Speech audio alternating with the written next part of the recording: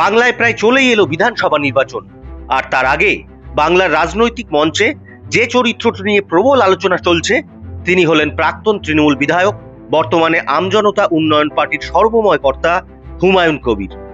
আর তার চেয়েও বেশি আলোচনা চলছে হুমায়ুন কবির আসলে কার কথায় নাচছেন, কাদেরই বা সুবিধা করে দিতে চাইছেন। মুর্শিদাবাদে বাবরি মসজিদের ভিত্তিপ্রস্তর করে যে তীব্র বিতর্কের জন্ম দিয়েছেন হুমায়ুন, তা আসলে কাদের গেম প্ল্যান? এ প্রসঙ্গে বলে রাখা যাক, তৃণমূলে তিনি প্রাক্তন হলেও এখনো তার বিধায়ক পদ অক্ষুণ্ণই আছে, যদিও তৃণমূল তাকে সাসপেন্ড করেছে। অবশ্য তিনি একসময় তৃণমূল থেকে বিজেপিতেও গিয়েছিলেন, গেরুয়া শিবিরের হয়ে ভোটেও দাঁড়িয়েছিলেন, কিন্তু জিততে পারেননি। তারপর ফের তৃণমূল, আর এবার হঠাৎ নিজের দল খুলে বসেছেন, আর তাতে খুব সহজেই নির্বাচন কমিশনের স্বীকৃতিও পেয়ে গিয়েছেন। এমনকি বহু জায়গায় প্রার্থী ঘোষণাও করে দিয়েছেন মেজাজে। কিন্তু যে প্রশ্নটি সবচেয়ে বড় হয়ে উঠে আসছে, হুমায়ুন কবিরের নতুন দলের বা বাবরি মসজিদের জন্য যে বিপুল পরিমাণ টাকা জড়ো হয়েছে, সেই টাকার যোগানদার কে বা কারা? আর সেই সূত্রেই উঠে আসছে চাঞ্চল্যকর এক খবর, যা শুনে রীতিমতো নড়ে চড়ে বসবে। এই প্রতিবেদনেই আপনাদের জানাবো হুমায়ুন আসলে কাদের প্রক্সি হয়ে কাজ করছে। তবে তার আগে এই ধরনের নানান প্রতিবেদন শুনতে সাবস্ক্রাইব করুন আমাদের চ্যানেল দূরবীনে দুনিয়া, ফলো করুন আমাদের ফেসবুক পেজও। হুমায়ুন কবিরের বাবরি মসজিদ বা তার নতুন দল গড়ে ভোটে লড়ার টাকা আসছে কোথা থেকে? এ নিয়ে তৃণমূল বিজেপি দুপক্ষই দুদিকে কামান দেখেছে। গত 6ই ডিসেম্বর মুর্শিদাবাদের বেলডাঙ্গায় প্রস্তাবিত বাবরি মসজিদের শিলান্যাস করেন হুমায়ুন কবির। সাসপেন্ড হওয়া এই তৃণমূল বিধায়কের শিলান্যাস কর্মসূচি ঘিরে কম জলঘোলা হয়নি। হাইকোর্টের থেকে সবুজ সংকেত মিলতেই মহা সমারোহে কর্মসূচি সম্পন্ন করেন তিনি। বাবরি মসজিদ তৈরি করতে খরচ হবে প্রায় 300 কোটি টাকা। আপাতত এটাই বাজেট ধরা হয়েছে। তবে এই টাকার একটা পয়সাও তিনি সরকারের থেকে নেবেন না বলে জানিয়ে দিয়েছেন। পুরোটাই নাকি সংখ্যালঘুদের অনুদানে। মুর্শিদাবাদের বেলডাঙ্গায় হুমায়ুন কবিরের প্রস্তাবিত বাবরি মসজিদের জন্য অনুদানের বাক্সও প্রায় ভরে গিয়েছে। মোট 11টি দান বাক্স বসিয়েছিলেন হুমায়ুন, সেগুলোতে বহু মানুষ নগদ টাকা দিয়েছেন। এছাড়া অনলাইনের মাধ্যমেও মসজিদ নির্মাণের জন্য অনেকে টাকা দিয়েছেন। দান বাক্সের টাকা গোনার জন্য আনা হয়েছিল বিশেষ যন্ত্র। এমনকি হুমায়ুন দাবি করেছেন এক ব্যক্তি বাবরি মসজিদ নির্মাণের জন্য নাকি 80 কোটি টাকা অনুদান দিচ্ছেন। কিন্তু কে সেই ব্যক্তি? হুমায়ুনের কথায় একজন রয়েছেন, তিনি নাম করতে বারণ করেছেন। 80 কোটি টাকা তিনি আমার সংস্থাকে দেবেন, টাকার কোনো অভাব হবে না। সরকারের টাকায় মসজিদ করব না, তাতে পবিত্রতা নষ্ট হবে। ফলে হুমায়ুনের একের পর এক এমন বিস্ফোরক দাবিতেই জল্পনা আরো উস্কে উঠেছে কে বা কারা আড়াল থেকে হুমায়ুনের আসল মদতদাতা। হুমায়ুনের চোখ এখন মসজিদের দিকে, বা বলা ভালো মসজিদ নিয়ে রাজনীতি করার। মসজিদের ভিত্তিপ্রস্তর স্থাপনের দিন বিশাল আয়োজন করে কয়েক হাজার মানুষকে বিরিয়ানি খাইয়েছেন তিনি। কিন্তু মসজিদ তৈরির জন্য প্রয়োজনীয় 30 বিঘা জমি জোগাড় করতে গিয়ে সমস্যার মুখোমুখি হয়েছেন হুমায়ুন। এর আগে তিনি ঘোষণা করেছিলেন বেলডাঙ্গায় শিলান্যাস হবে। শেষ পর্যন্ত জমির অভাবে রেজিনগর থানার ছেতিয়ানিতে মাত্র 3 কাঠা জমির ওপর প্রতীকী শিলান্যাস করতে হয়েছে তাকে। কিন্তু বড় জমি তিনি পাচ্ছেন না। তাহলে এত বিপুল টাকা দিচ্ছে কে? বিদেশ থেকেও যে টাকা আসছে তা নিজেও স্বীকার করেছেন হুমায়ুন। বলেছেন কাতার, সৌদি আরব, বাংলাদেশ থেকেও মসজিদ নির্মাণে প্রচুর বিদেশি অর্থ আসছে। হুমায়ুনের তহবিলে বিদেশি অর্থ আসা নিয়ে বিজেপি ও তৃণমূল কংগ্রেসের মধ্যে জোর তরজাও হয়। বিরোধী দলনেতা শুভেন্দু অধিকারী বলেছিলেন, বাবরি মসজিদের ভিত্তিপ্রস্তর স্থাপনের আগে 7 দিন বাংলাদেশে ছিলেন হুমায়ুন। বাবরি মসজিদের জন্য 50% বেশি আর্থিক সাহায্য এসেছে বাংলাদেশ থেকে। সুকান্ত মজুমদার, শ্রমিক ভট্টাচার্যরা এই বিদেশি অর্থ আসা নিয়ে তদন্তও চেয়েছেন।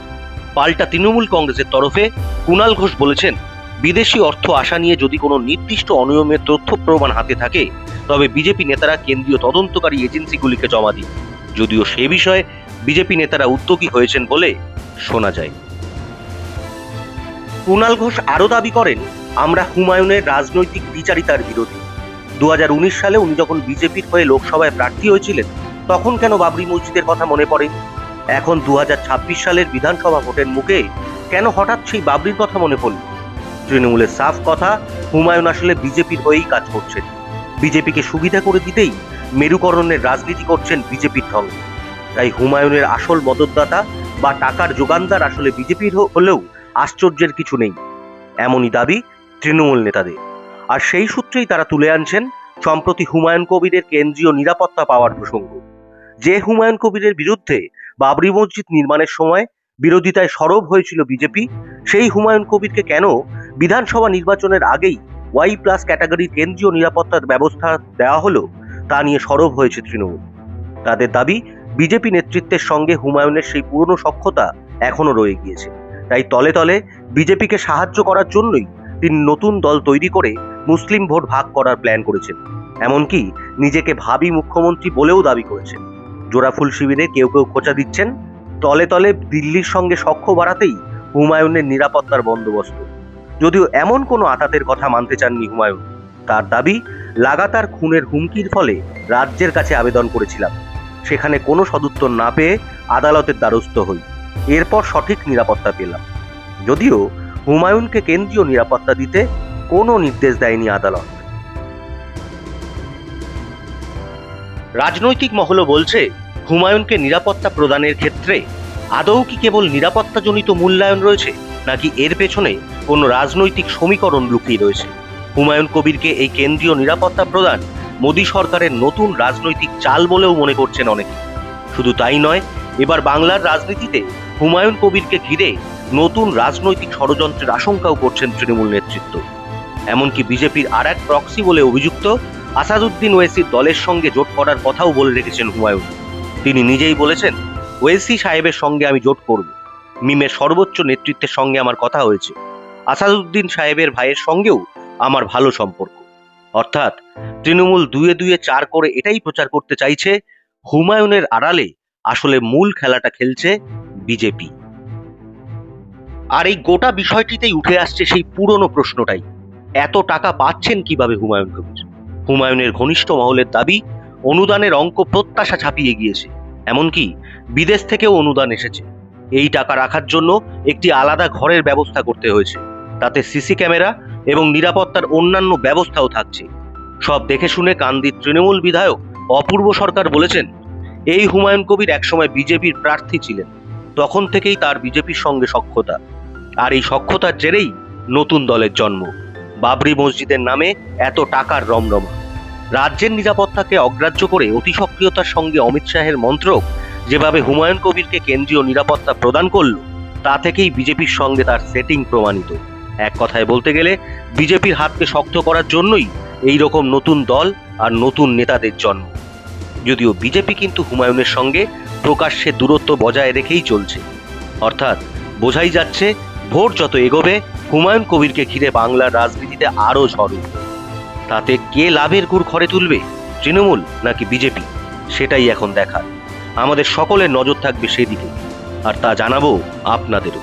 তবে তার আগে এই ধরনের নানান প্রতিবেদন শুনতে সাবস্ক্রাইব করুন আমাদের চ্যানেল দূরবীনে দুনিয়া, ফলো করুন আমাদের ফেসবুক পেজ। ধন্যবাদ।